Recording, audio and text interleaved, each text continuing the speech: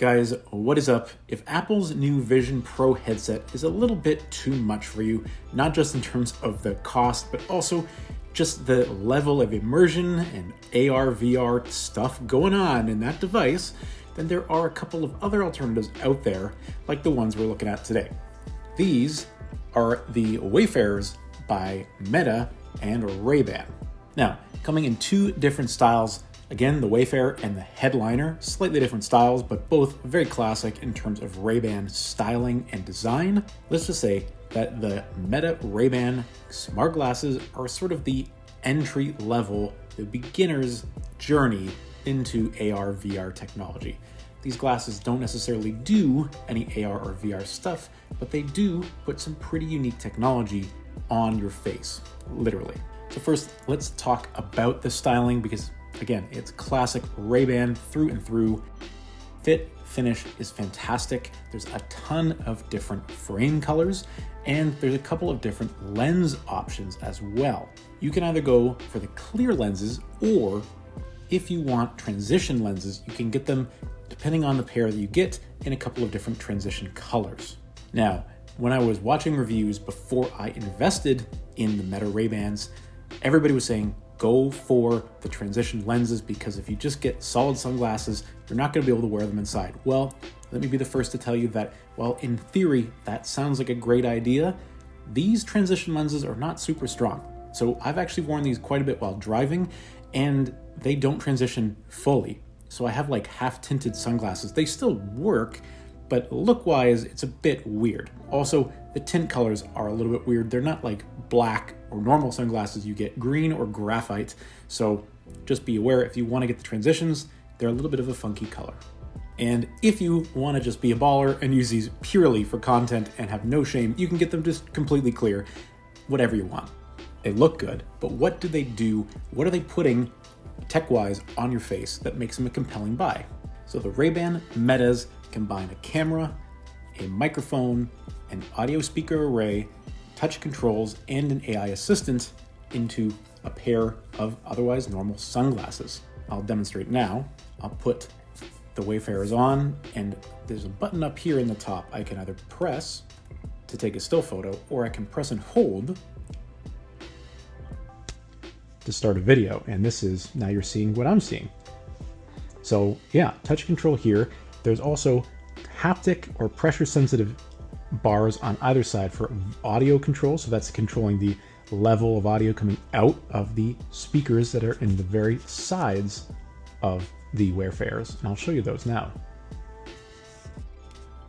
So in along the sides of the frame, there are built-in speakers, and they're directionally aimed at your ear. So the thought is you can listen to music while you're out and about wearing your sunglasses and nobody's gonna know. This is like that, almost like that jawbone music technology that just goes kind of right into your ear. In theory, it works, but it doesn't take much for the bleed to become very noticeable to other people around you. So while you can do this, only really up to volume levels like 60, 70%. Anything over that, in my experience, has been completely audible to anybody around you. So whether you're using the video function that I just demonstrated, or you want to take a phone call, you can theoretically do it on this device as well. But in my experience, again, the audio quality was terrible. It was really, really hard for the people that I was calling with these to hear me. They could hear me, the noise cancellation apparently didn't do a very good job, which is a little disappointing because of the sheer number of microphones that are actually on here. There's quite a few around the frames, so there should be some decent noise cancellation, but yeah, in my testing, it didn't meet the mustard.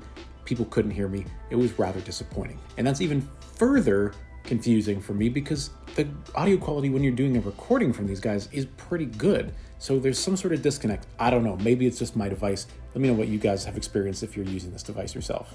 Now, as of the time of this recording, the AI assistant on this guy isn't necessarily the most intelligent thing in the world, but it can answer some basic prompts right again into your ears and help you with some tasks. For example, it can take a photo completely with your voice. It can start a video completely with your voice. It can start a call, again, completely with your voice. But pretty soon, this AI assistant is actually going to be able to use the camera on device to see what's around you and then give you contextual answers to questions. So for example, if you're looking at a particular object and you ask, what is this? It'll be able to give you that information.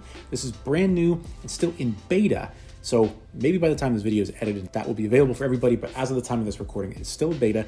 But that is the exciting stuff for me. That's the bigger shift towards useful tech that is wearable with some insights and intelligence to it, rather than just being able to take some photos and videos.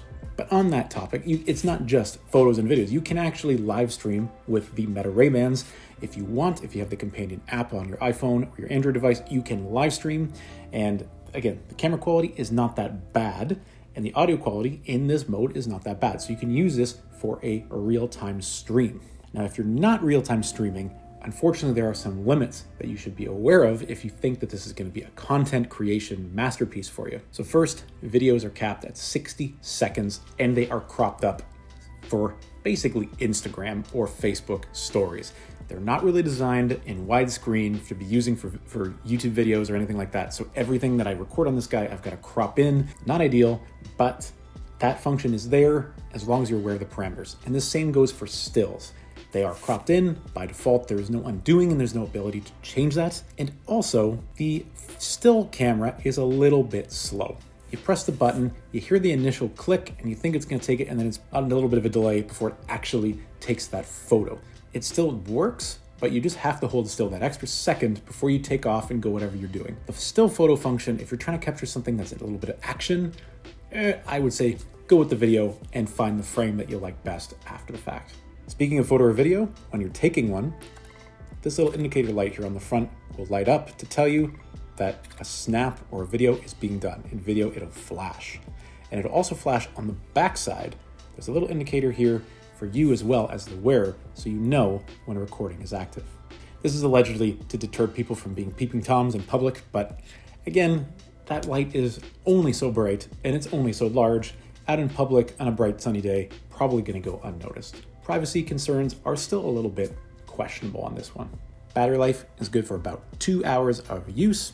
Standby, I couldn't even tell you because I've had these for 2 months and I've not had to even charge the case yet. So it's pretty incredible if you're not necessarily using the camera functionality or the audio functionality 24/7, you won't ever have any issues with battery life. And they've got 32 gigs of onboard storage. So all those photos and videos that you're capturing, you don't necessarily have to transfer them off right away. You can just kind of shoot and forget it, and it'll just prompt you on the device if it runs out of storage, and then you sync it through the companion app on your phone. And for syncing, of course, it's got all the latest arrays. It's got Wi-Fi 5 gigahertz, it's got Bluetooth 5.3, and it's compatible with iOS 14 and up and Android 10 and up. I think this is a pretty good precursor and introduction to what is to come with wearable tech. It's somewhere in between normal glasses and Vision Pro, but it's not quite the same as either. It's a little bit of both. For the price, I think it's a pretty good deal because again, if you're just gonna buy Ray-Bans, the price is very comparable. So you might as well just step up a little bit and get the ones that have a little bit of smart functionality. You'll never know when being able to just capture a video or photo really quickly might come in handy. But overall, these have been rock solid for me. Again, I wear them as sunglasses and I film some content with them. In fact, the last 2 Lego builds I've done, I have done the intros wearing these Ray-Bans and I've used them to create the video and the snippets to kind of stitch that together. So it's kind of cool to see what that looks like. It's also great if you're driving and you can't go and pick up your phone and take a photo, you can kind of snap one quality aside and the fact that you got to crop it in, you can still grab the shot, which is cool to have. And again, you can do it completely hands-free using the voice command. And build quality is rock solid. I've actually dropped and kicked the case, unfortunately chipped it a little bit, and the glasses weren't damaged at all while in there charging. And relatively speaking, you usually get your money's worth when you're buying a Ray-Ban product, and this one is no exception. So I guess the long and the short of it is, do I recommend these Meta Ray-Bans to the general user? I think because of the price differential, it kind of makes sense that if you're looking at these particular shapes and styles of Ray-Bans anyway, to just go and spend a little bit more and get the Meta Ray-Bans, so you've got these smart functionalities built in. And it is good to see that Facebook Meta is working to actively improve the intelligence and the features of these glasses. So that's a good sign for longevity. Again, this is early days of this kind of wearable tech. I think it's only going to get bigger and better and incorporate more and more kind of Vision Pro-esque features in a compact, way more affordable form factor like these guys. I don't think we're there yet. We're probably a couple of years away before that technology gets condensed to the part where it's this size and you're just wearing them like normal sunglasses, but it's pretty exciting to see where we are now. But that's been my thoughts and review of the Meta Ray-Ban glasses. What do you guys think? Let's have a conversation as always down in the comments below. Do you love them? Do you hate them? Are you on the fence? Can't wait to hear your thoughts. Thank you for watching, and we'll see you again soon in the next video.